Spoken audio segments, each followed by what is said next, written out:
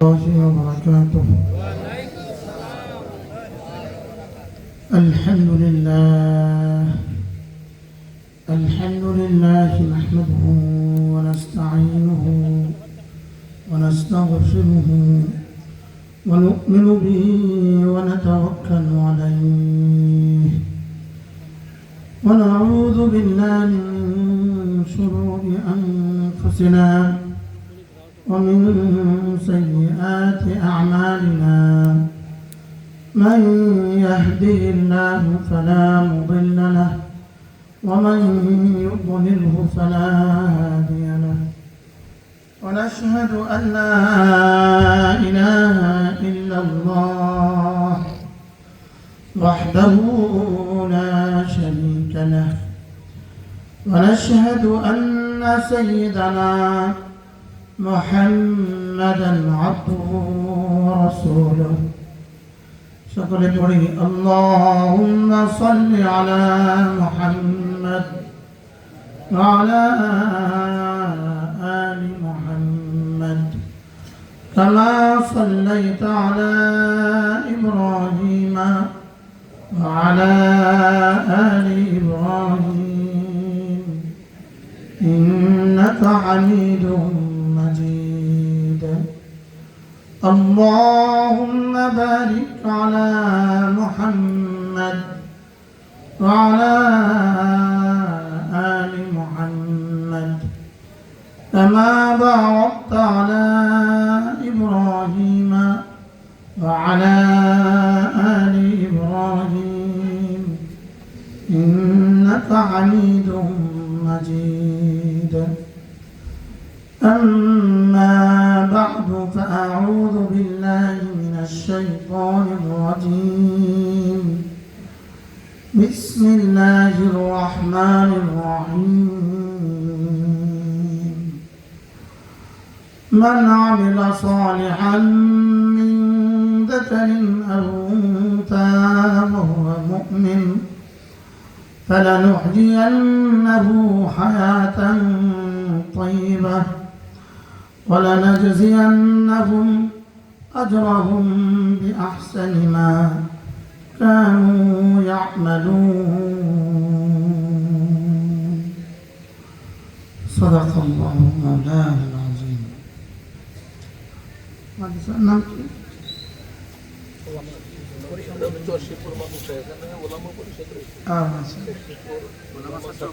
আজকে 6 এপ্রিল 2025 চর শিবপুর ওলামা ছাত্র ঐক্য পরিষদের উদ্যোগে আয়োজিত আজকের এই পবিত্র ইসলামী মজলিসের শ্রদ্ধেয় সভাপতি বরেণ্য আলিমদ্দিন হযরত মাওলানা মুহিউদ্দিন ফারুকী দামাত বরকাতুহু, উপস্থিত হযরত ওলামায়ে ইকরাম, শ্রদ্ধেয় মুরব্বিয়ানে আযম, আমার যুবক ভাইরা, পর্দার আড়ালের মা বোনেরা,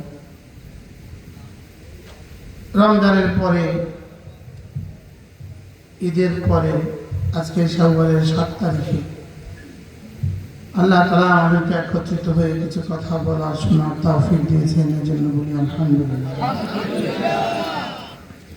রাসূল করিম সাল্লাল্লাহু তাআলা আলাইহি ওয়াসাল্লাম ইরশাদ করেন, কোন মানুষ যদি রমজানের পরে আবার শাওয়াল মাসে 6টা রোজা রাখে, সে যেন সারা বছর রোজা রাখলো।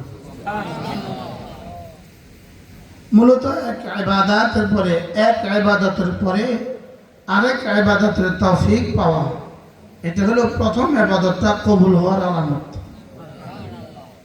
জুমার নামাজের পরে আসর নামাজ পড়তে পারা, এটা হলো জুমার নামাজ কবুল হওয়ার আলামত। আবার আসরের পরে মাগরিব পড়তে পারা, এটা আসর কবুল হওয়ার আলামত। এজন্য রমজানের পরে আবার 6টা রোজা রাখা। এজন্য আমি তো স্লোগান দেই, শাওয়াল মাসে 6 রোজা, বলেন, যেন সে সারা বছর রোজা রাখলো। শাওয়াল মাসের 6 রোজা যেন সারা বছরের রোজা। বুখারী ও মুসলিম শরীফের হাদিস, মান আতবা বিসিত্তাতি আইয়ামিন বা'দা রমাদান, যে রমজানের পরে আবার 6টা রোজা রাখবে। আল্লাহ তাআলা জানতেন আমরা এক মাস রোজার পরে কিছুটা শান্ত হব, আবার এই সময় কিছু বিয়ে শাদীর ব্যস্ততা হবে। এই জন্য রব্বে কারীম বড় মেহেরবানি করে এই 6 রোজাকে কি করেছেন, বিক্ষিপ্ত করে দিয়েছেন। একসাথে থাকতে বলেন নাই, আলাদা আলাদা থাকলেও হবে বলেছে। যদি একসাথে দিয়ে দিত তো আমরা বিয়ে শাদীর অনুষ্ঠানে কেমনে যেতাম, কষ্ট হয়ে যেত। সকলেই নিয়ত করেন আমি রাখবো ইনশাআল্লাহ, নিয়ত পাক্কা ইনশাআল্লাহ। অনেকে তো শুরু হয়ে গেছে, যাদের শুরু হয় নাই আমরা রাখবো ইনশাআল্লাহ। আল্লাহ প্রত্যেকে নিয়ত করেন, প্রত্যেকে নিয়ত করেন, মা বোনরাও নিয়ত করেন, জওয়ানরাও নিয়ত করেন, বুড়োরাও নিয়ত করেন যে ইনশাআল্লাহ শাওয়াল মাসেও আমি 6টা রোজা রাখবো। আরেক হাদিসে রাসূল করিম সাল্লাল্লাহু তাআলা আলাইহি ওয়াসাল্লাম পড়েন, সাল্লাল্লাহু তাআলা আলাইহি ওয়াসাল্লাম ইরশাদ করেন, মান সামা ইয়াওমান, যদি কোনো মানুষ একটা রোজা রাখে, এটা দ্বারা নিশ্চিত নফল রোজা মুরাদ, বা'দাহুল্লাহু আনিন নার, আল্লাহ তাআলা তাকে জাহান্নাম থেকে দূরে সরিয়ে দিবেন। কাবরামিন তারামিন ফারখিহি, একটা কাক তার বাসা থেকে উঠতে শুরু করলো, তারা ইলা হারিমিহি, মওত পর্যন্ত উড়লো, যে পরিমাণ দূরে যাবে এই পরিমাণ দূরে আল্লাহ তাআলা তাকে জাহান্নাম থেকে সরিয়ে দিবেন। এজন্য সকলেই নিয়ত করেন, ওলামায়ে কেরামও নিয়ত করেন। আল্লাহ তাআলা আমাদেরকে রমজানের রোজার পরেও সারা বছরের নফলগুলো খুঁজে খুঁজে রাখার তৌফিক দান করেন। কোনো মানুষ যদি এর পরের মাস জিলকাদা, এর পরের মাস জিলহজ্জা, কোনো মানুষ যদি জিলহজের প্রথম 9টা রোজা রাখে, 1, 2, 3, 4, 5, 6, 7, 8, 9, আল্লাহ রাসূল বলেন প্রতিটা রোজার বিনিময়ে আল্লাহ তাআলা 1 বছরের গুনাহ মাফ করে দেন। তাহলে জিলহজ্জার প্রথম 9 দিনে রোজা রাখবো, বলেন ইনশাআল্লাহ। তাহলে এটা খুঁজে বের করবেন, জিজ্ঞেস করবেন হুজুর জিলহজ মাস কবে? কুরবানির ঈদের আগের 9 দিন, এরপরে কুরবানির ঈদের আগের দিন যেটাকে আরাফার দিন বলে, আরাফার দিন জিলহজ মাসের 9 তারিখ আরাফার দিনে একটা রোজা আল্লাহ রাসূল বলেন 2 বছরের গুনাহ মাফ করে দিবেন। অতীতের 1 বছর, সামনের 1 বছর, 2 বছরের গুনাহ আল্লাহ তাআলা মাফ করে দিবেন। কোন দিনের রোজা দ্বারা? আরাফার দিনের রোজা দ্বারা। এরপরে রাসূল বলেন কোন মানুষ যদি মুহররমের 10 তারিখে রোজা রাখে 1 বছরের গুনাহ মাফ। রব আমাকে মাফ করে দিতে চাচ্ছেন, লেকিন আমি নিলাম না।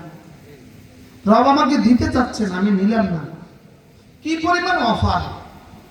আপনি যদি একজনের কাছে 1 লাখ টাকা দেনা থাকেন আর উনি যদি বলে 10টা রোজা রাখলে মাফ করে দিব, অফারটা আপনি কেমন মনে করবেন?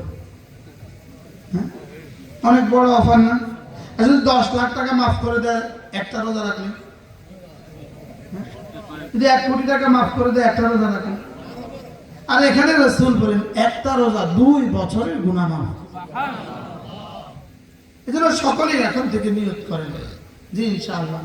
বলবেন হুজুর আমরা ফরজ রোজায় রাখি না, আমাদেরকে নফলের ওয়াজ করছেন আপনি। যারা ফরজ রোজায় রাখে না ওদেরকে আমি নফলের ওয়াজ করছি না, আমি তাদেরকেই নফলের ওয়াজ করছি যারা ফরজ রোজা রাখে। আর যারা ফরজ রোজা রাখে না ওরা আমাদের মাদ্রাসার ছাত্রই না, যে ছাত্র না তারা আবার সবক কিসে, বুঝলেন না? হ্যাঁ, স্কুলের বারিন্দে এক ছেলে দুষ্টুমি করে, আর বলে হেড স্যার ওই ছেলেটা দুষ্টুমি করে, গিয়ে এই ছেলে দুষ্টুমি করিস কেন? স্যার আমি কিন্তু স্কুলের ছাত্র না। আচ্ছা যাও, কি তাহলে শাসন চলে কাকে? যে আমার মাদ্রাসার ছাত্র তাকে, আমার স্কুলের ছাত্র তাকে। তুই ইসলামের ছাত্র, তাকে তো শাসন চলে, তাকে তো সবক দেয়। সবক বাইরের স্কুলের কাউকে সবক দেয়? এই জন্য আমরা যারা আলহামদুলিল্লাহ আমাদের তারা রহমতুল্লাহ বলতেন আল্লাহ যেন আমাকে 4 গুণে গুণী বানায় দেয়। মুসলিমে কামেল, মুমিনে কামেল, মুহাজিরে কামেল, মুজাহিদে কামেল বানিয়ে দেয়। কটা বলেন? কি কি? মুসলিমে কামেল, মুমিনে কামেল, মুহাজিরে কামেল আর মুজাহিদে কামেল। আমাদের অলিপুরি দামাত বারাকাতুহু বড় সুন্দর বলেন, হুজুর বলেন যে হুজুর স্লোগান দেন যে ফরজ ওয়াজিব ছাড়বো না। বলেন ফরজ ওয়াজিব ছাড়বো না। কোনো সুন্নত ছাড়বো না, কোনো নফল ছাড়বো না, কোনো গুনাহ করবো না। বাহ। আচ্ছা, আপনি যেমন ধরেন, আপনি আপনার স্ত্রীর জন্য এক পাতা ট্যাবলেট আনলেন, ট্যাবলেট, ওর হাতে ব্যথা, তা আপনি এক পাতা ট্যাবলেট আনলেন, ওরে সুন্দর করে বুঝাই দিলেন, শোনো অনেক কষ্ট করে আনছি, প্রতিটা ট্যাবলেট কিন্তু 20 টাকা করে, এক পাতা ট্যাবলেট তোমার লেগে আনছে, এই ট্যাবলেট প্রতিদিন একটা করে খাবা। আচ্ছা, তো 10টা ট্যাবলেট 10 দিন পরে দেখলেন, আপনি দেখলেন যে একটা ট্যাবলেটও সে খায় নাই, বলেন তো আপনার কাছে কেমন লাগে? জোরে কোন? আচ্ছা, কিরকম বকাবকি করবেন আপনি? তাহলে তালাকও দিয়ে দিতে পারে, দুটো লাগাইও দিতে পারে, পারে না? পারে না? বলে এত কষ্ট করি আমি তোমার লেগে ট্যাবলেট আনছি, তুমি খাইলে না ট্যাবলেট, অথচ আপনারই টাকা, না খেলে আপনারও ভালো, এটা বিক্রি করে আবার টাকা পাবে, ফেরত দিলে আবার টাকা ফেরত দেবে। লেকিন আপনি তাহলে ধমকান, তাকে পিঠে দাগ করেন, আমি তোমাকে ট্যাবলেট আনলাম, তুমি খাইলে না কেন? বলবেন কি বলবেন না? বলেন, আমার নিয়মিত বিষয়, তুমি প্রত্যেকদিন দেখি বকাবকি করবো, তুমি খাও না কেন? ট্যাবলেট আনছি, খাও না কেন? আল্লাহ তাআলা যেন বলেন, বান্দা তোমার আমি কত কিছু দিলাম, সুবহানাল্লাহ, তোমার এই রোজার পরে আবার 6 রোজা দিলাম, শুধু তোমার লাভে, সুবহানাল্লাহ বলে, শুধু তোমার লাভে, এখানে আমার কোনো লাভ আছে? আর আমি কত কষ্ট করে তোমার কাছে এটা পৌঁছাইলাম, এটার লেগে মুহাম্মদুর রাসূলুল্লাহ সাল্লাল্লাহু আলাইহি ওয়াসাল্লামকে কত কষ্ট করতে হলো, এটার লেগে সিদ্দিক আকবরকে কত উপোস করতে হলো, এটার লেগে ফারুক আজমকে কত কষ্ট করতে হলো, কত কষ্টের পর আমি তোমার কাছে এটা পৌঁছাইছি। বলেন না বাস্তব না বাস্তব? এই মাহফিলের আয়োজন করতে হইলো কত কষ্ট করে, এতটা কষ্ট করে আমি তোমার কাছে এই পয়গামগুলো পৌঁছেছি, তুমি করলে না। কোনটা আপনি বাদ দিবেন বলেন? কোনটা বাদ দিবেন? আচ্ছা, লবণটা একটা ঘাসের জন্য কি পরিমাণ জরুরি? জরুরি বলেন, অনেক জরুরি না? জরুরি না? তো লবণের দাম কত? আর খাসির কয় ভাগের 1 ভাগ? 10 কিলো খাসির কয় ভাগের 1 ভাগ? 10 কিলো খাসির আনতে লবণ, তো লবণ ছাড়া খাসিটা পূর্ণ হয়? আচ্ছা, এখন শুধু লবণ আছে, তখন এবার কি হবে? শুধু লবণই আছে, আর কিছু নেই, এবার কি হবে? হ্যাঁ, তো আর খাসি আছে, লবণ নাই, এবার কি হবে? তাহলে বোঝা গেছে রমজান রোজা যেমন লাগবে এগুলোও লাগবে, এগুলো হলো খাবারের পরে ধনিয়ার মতো আর কি, সুবহানাল্লাহ, খাবারের পরে আবার একটু পান খায় না, এরকম। তাহলে কোনটা কোনটা লাগবে, কোনটা কোনটা লাগবে না? এক মুমিন ভালোবাসার দাবি হলো আমার রব যা বলেছেন সব আমি করব, আমার রব যা বলেছেন সব করব, আমার হাবিব যা করতে বলেছেন আমি সব করব। এটা হবে আল্লাহওয়ালা, এটা হবে কি ওয়ালা বলেন? এটা হবে আল্লাহ, এটা হবে জান্নাত মানুষ, এটা হবে মুমিনে কামেল, এটা হবে মুমিনে কামেল, এটা হবে মুসলিমে কামেল, এটা হবে পূর্ণাঙ্গ মুসলমান, এটা হবে পূর্ণাঙ্গ মুমিন। আচ্ছা, গাড়ি, একটা গাড়ির মধ্যে হাওয়া, গাড়ি কত ভাগের 1 ভাগ? 1000 ভাগের 1 ভাগ না, লক্ষ ভাগের 1 ভাগ না, কোটি ভাগের 1 ভাগ? গাড়ির মধ্যে হাওয়া কোটি ভাগের 1 ভাগ, বুঝলেন না? 1 কোটি টাকার গাড়ি হাওয়া ছাড়া চলবে? হ্যাঁ, তাহলে হাওয়া কি গাড়ির ফরজ অংশ না? কিন্তু এটা ছাড়া গাড়িও চল হইতে পারে। এই শাওয়ালের 1 রোজা দিয়ে আল্লাহ তাআলা আপনাকে মাফ করে দিবেন। আমার ব্যাপারে অভিযোগ, মুশতাকুর নবী ছোট ছোট নফলের ওয়াজ, আমি তো নফলের ওয়াজ তার জন্য করি যে ফরজ ছাড়ি না। বলেন, নফলের ওয়াজ কার জন্য করি? তাহলে ফরজ ওয়াজিব ছাড়বো না, সুন্নত গুলোও ছাড়বো না, কোনো গুনাহ করবো না, কোনো নফল করবো না। আল্লামা অলিপুরি দামত বারাকাতুহু বলেন, আচ্ছা ফরজ ওয়াজিব করবো কেন? তিনি বলেন ফরজ ওয়াজিব করবো জান্নাতে যাওয়ার জন্য। আচ্ছা, গুনাহগুলো ছাড়বো কেন? জাহান্নাম থেকে বাঁচার জন্য। সুন্নতগুলো করবো কেন? রাসূলের শাফাআত পাওয়ার জন্য। নফলগুলো করবো কেন? আল্লাহর ওলি হওয়ার জন্য। সুবহানাল্লাহ। তাহলে বোঝা গেছে নফল করলে আল্লাহর ওলি হওয়া যায়। কোন নফল করলে আল্লাহর ওলি হওয়া যায়? যেই নফলের সাথে ফরজ ওয়াজিব আছে। কোন নফল করলে আল্লাহর ওলি হওয়া যায়? যে নফলের সাথে কোনো গুনাহ নাই, যে নফলের সাথে কোনো কি নাই বলেন। আচ্ছা, আপনাদের দেশে দোকানের কর্মচারী আছে, তো কর্মচারী দুজন কর্মচারী আছে, কয়জন কর্মচারী? দুজন কর্মচারী। ডিউটি হলো 9টা থেকে 5টা পর্যন্ত ডিউটি করা, 9টা থেকে 5টা পর্যন্ত ডিউটি করা।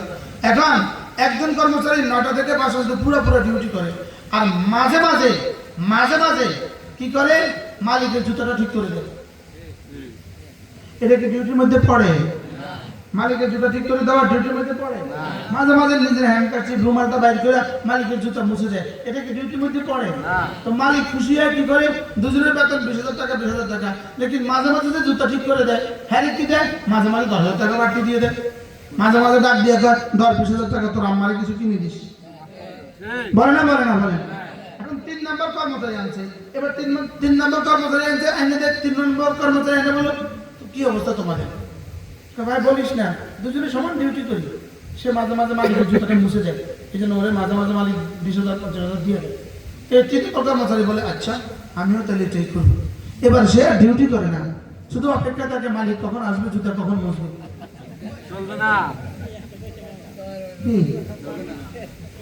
এবার মালিকের সিসি ক্যামেরা দেখে, সে ডিউটিতে ঠিক মতো নাই, দেখি মালিক আসার সঙ্গে সঙ্গে দরজাটা খুলে দেয়, গেটের দরজা কি বলে গাড়ির দরজা খুলে দেয়, জুতা বাইর করে রুমাল বাইর করে মালিকের জুতাটা মুছে দেয়।